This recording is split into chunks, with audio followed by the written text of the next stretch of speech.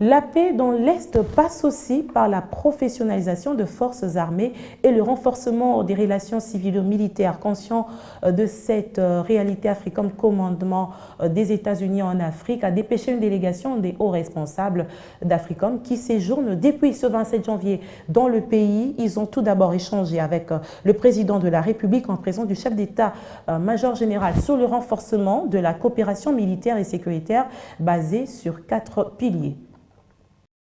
La République démocratique du Congo, pays aux multiples défis sécuritaires, surtout dans la partie Est.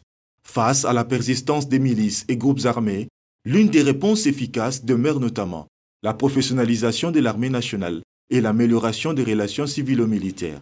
Des objectifs qui tendent à se matérialiser grâce à cette collaboration, Commandement américain pour l'Afrique, Africom, et les FARDC dans le cadre du partenariat pour la paix et la prospérité entre les deux pays.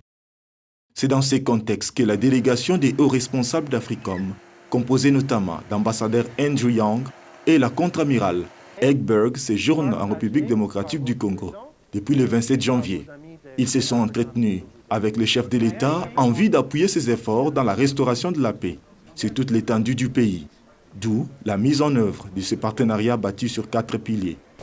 Nous sommes ici pour avancer un partenariat qui s'appelle le partenariat privilégié pour la paix et la prospérité, qui a été signé en octobre l'année dernière, et avance un partenariat sur les axes en commun entre nos deux peuples pour avancer la paix, pour avancer le développement, pour avancer la stabilité ici aux Républiques démocratiques du Congo. Nous reconnaissons au fond de notre cœur le travail louable de son Excellence le Président de la République démocratique du Congo, Président Tshisekedi, et toute son équipe qui avait cette vision pour avancer notre partenariat. Et notre visite fait partie d'une suite de visites pour avancer et développer ce partenariat.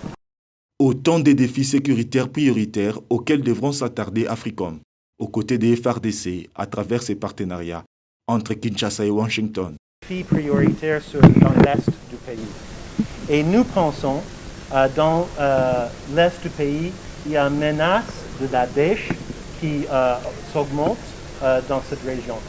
Et nous allons parler avec votre président et votre chef d'état-major des armées et d'autres sur notre perspective sur cette montée de menaces et comment on peut aborder de manière bilatérale entre les États-Unis d'Amérique et la République démocratique du Congo, mais aussi avec nos voisins dans la sous-région.